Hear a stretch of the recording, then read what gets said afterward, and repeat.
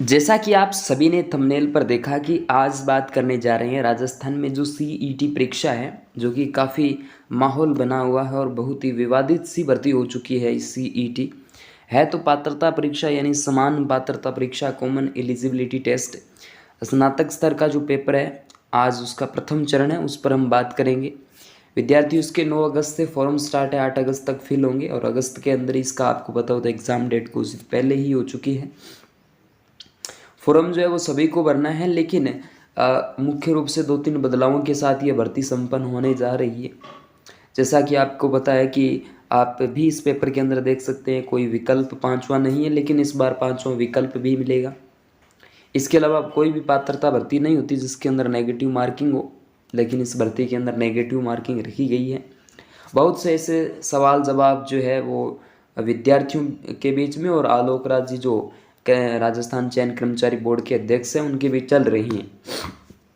लेकिन दोस्तों, जो पिछला पेपर है उसको मद्देनज़र रखते हुए इस वाले जो पेपर है, इस बार जो पेपर होगा उसमें क्या कुछ चेंजिंग या फिर क्या कुछ रहेगा देखने को मिले। मेरा मुख्य टारगेट है कि पिछली बार जो प्रश्न पत्र आए थे उसकी तुलना हम इस वाले पेपर से करने वाले हैं, ठीक है। क्योंकि देखिएगा, इस तुलना इस वजह से की जा सकती है क्योंकि पिछला सिलेबस और इस बार का सिलेबस जो है वो सेम है। तो चलिए, ज़्यादा वक्त को ख़राब नहीं करेंगे। जो विद्यार्थी नए हैं चैनल को सब्सक्राइब करें, क्योंकि आने वाले समय के अंदर आपके लिए सीईटी के लिए बहुत अच्छे अच्छे अपडेट्स हम देते रहेंगे। इसके साथ ही जो वीडियो फेसबुक पेज पर देख रहे हैं तो फेसबुक पेज को फॉलो करिएगा। टेलीग्राम से जुड़े, वहाँ आपके लिए डेली जो है क्विज़ आपके लिए होती है, रीट, इसके अलावा पशु परिचर, इसके अलावा आपके सीईटी और भी जो एग्ज़ाम है उसके लिए वहाँ पर टेस्ट सीरीज निःशुल्क चलती रहती है। और जो विद्यार्थी व्हाट्सअप से नहीं जुड़े हैं तो इस नंबर पे आप अपना नाम और सिटी मुझे सेंड कर दीजिएगा, आपका नंबर जो है वो सेव कर लिया जाएगा, ठीक है। 63 771 75 006। तो चलिए, आज का पहला प्रश्न आपकी स्क्रीन पे आ चुका है। कुछ इस तरीके से देख सकते हो कि निम्नलिखित में से कौन सा राजनीतिक कार्यकर्ता संबंधित देशी राज्य सुमेलित नहीं है। देखिएगा, कृष्णदत्त पालीवाली धौलपुर से, ये ठीक बात है। हरिमोहन माथुर करौली से, माथुरादास माथुर मारवाड़ से, गोपीलाल यादव ये आपके भरतपुर से है। तो इसके अंदर जो है हरिमोहन माथुर है, ये आपके करेक्ट नहीं है। यानी इस तरीके के सुमेलित करने वाले प्रश्न भी आपसे पूछे जाते हैं सीईटी के अंदर, और 2-3 प्रश्न तो आप ऐसे देख ही लेना।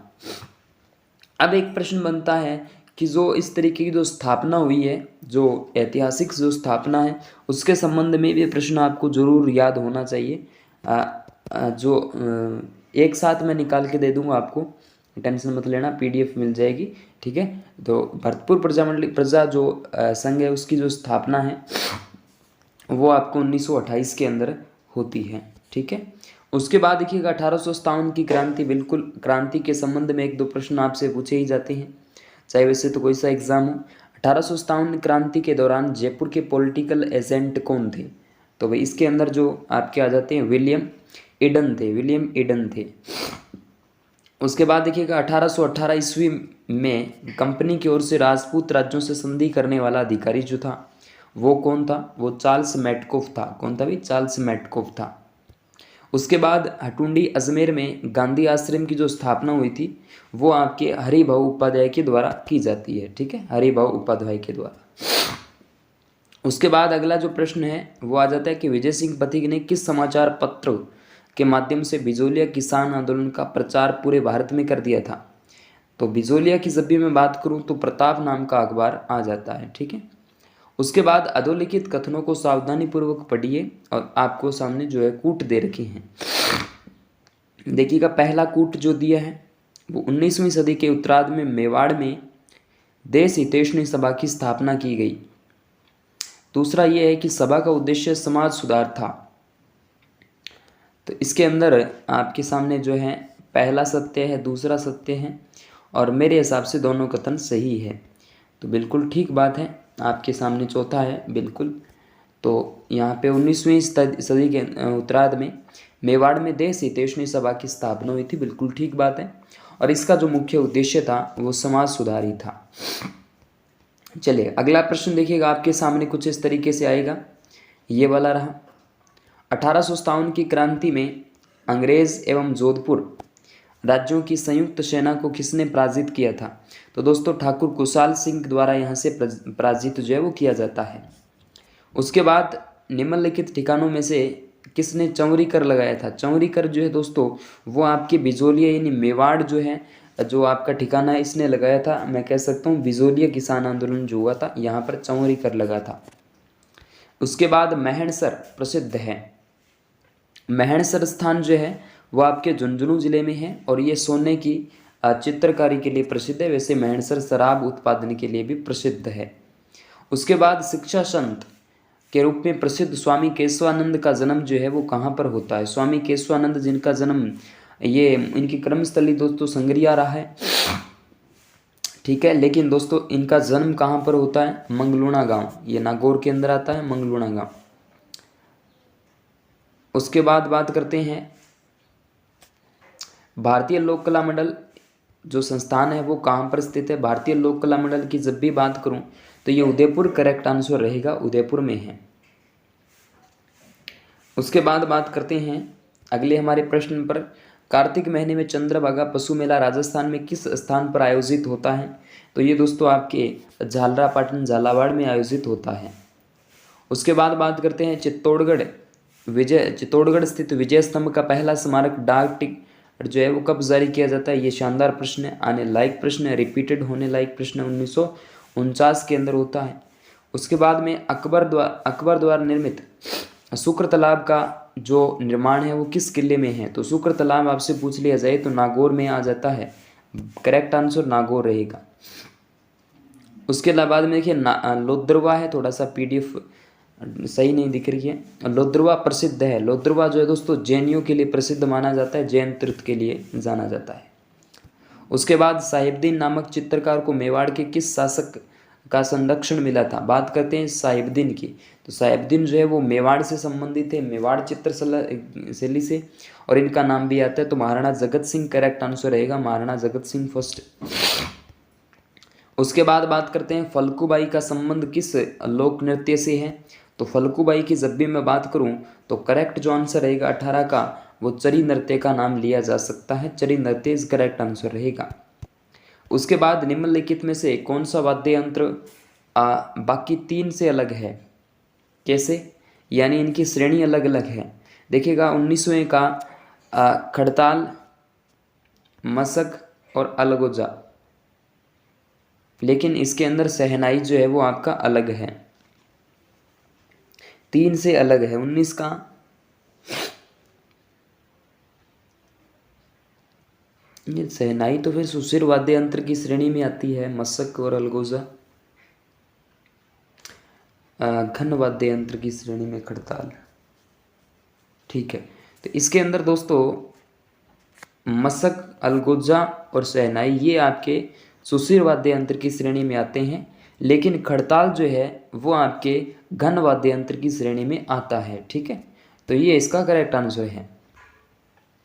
उसके बाद बात करते हैं निम्नलिखित में से किस षड्यंत्र केस में प्रताप सिंह बारठ को कारावास दिया गया था? तो प्रताप सिंह बारठ जो बनारस जो षड्यंत्र मुकदमा हुआ था उसके संबंध में इनका नाम आ जाता है। निम्नलिखित में से कौन सा आभूषण मानव अंग यानी सुमेलित नहीं है? मैंने कहा था सुमेलित करने वाले प्रश्न आपसे जरूर पूछे जाते हैं। तो सुरलिया कान का है, ठीक बात है। तिमणिया थमणिया गले का है, तागड़ी कमर का है, रमजोड़ ये कलाई का थोड़ी ये पैर का होता है, ठीक है। श्रीधर अंधारे को किस चित्रशैली को प्रकाश में लाने का श्रेय दिया जाता है? देवगढ़, किशनगढ़, शाहपुरा, उनियारा। बिल्कुल आपके देवगढ़ चित्रशैली करेक्ट आंसर रहेगा, Deogarh is the correct answer. उसके बाद में एक बार पुनः आपके सामने सुमेलित करने वाला आ चुका है। कुल देवी दे रखी है, एक तरफ आपके सामने जाती है करणी माता। दोस्तों चारणों की कुल देवी आ जाती है करणी माता, यानी A का चौथा होगा, A का चौथा दोस्तों इसके अंदर तो नहीं आ रहा, यानी B करेक्ट आंसर नहीं होगा। सकराई माता सर मेरे को नहीं आती, कोई बात नहीं। 3 का दूसरा कर यानी आई माता जो है वो सिरवी जाति की है, 3 का दूसरा दोस्तों इसके अंदर तो नहीं आ रहा, यानी ये करेक्ट नहीं है। उसके बाद बात करते हैं नारायणी माता जो नाइयों के चौथे का एक हो जाएगा, यानी ए नहीं होगा तो सी करेक्ट आंसर हो जाएगा। और जो आपके सकराई माता है वो आपके खंडेल वालों की कुलदेवी आ जाती है। ये झुंझुनू वाला स्थान जो है उसकी बात हो रही है, बाकी आप मिलान कर लेना। वातानी फुलवारी जो है उसमें कितने खंड हैं, शानदार प्रश्न है ये वाला भी। एक जो आपके कुवल्य माला ग्रंथ है उसके अंदर भी पूछ लिया था पिछले पेपर में, और इस वाले पेपर में पूछा है जो कि जो 10+2 वाला था उसके अंदर। अब बात करते हैं दोस्तों इसकी, तो यहाँ पे इसमें 14 जो है खंड आ जाते हैं। कितने आते हैं? 14 खंड। उसके बाद अगला जो प्रश्न है, गोविंद देवजी मंदिर जयपुर एवं मदन मोहन जी मंदिर करौली का संबंध किस संप्रदाय से रहता है?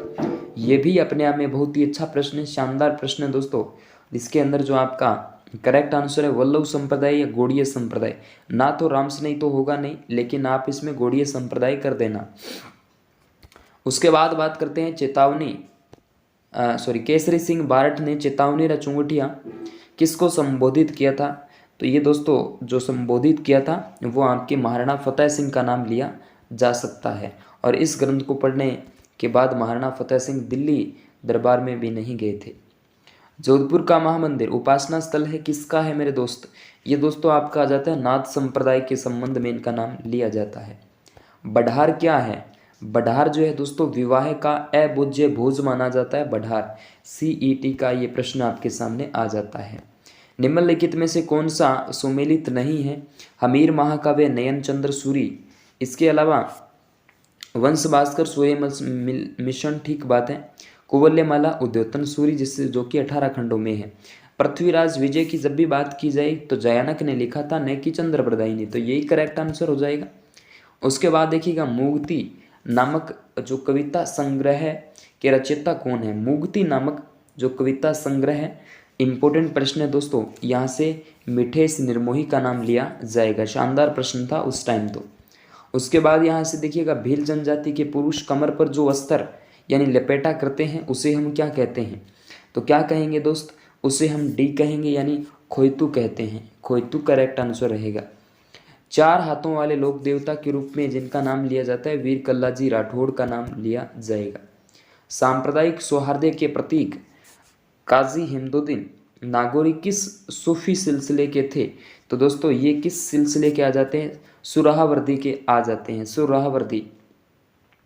उसके बाद बात करते हैं मलिक शाह की मस्जिद कहाँ पर है? तो मलिक शाह की मस्जिद ये जालोर ज़िले में आ जाती है, जालोर के अंदर। उसके बाद देखिएगा भारत की प्रथम जैतून राइफाइनरी राजस्थान में स्थापित की गई थी। तो दोस्तों ये आपके 35 का जो आपका लूणकरण स्थान है बीकानेर के अंदर, राजकोट भी कहते हैं इसको, तो यहाँ पर है। निम्नलिखित में से राजस्थान के किन जिलों के समूह में मुख्यतः कच्छारी मृदा पाई जाती है? तो कच्छारी मृदा का जो आ जाता है 36 का आपके देखो कोटा बूंदी जो है कच्छारी मृदा के लिए प्रसिद्ध है, तो कच्छारी मृदा करेक्ट रहेगी। ठीक है ना, तो ये सारे प्रश्न थे।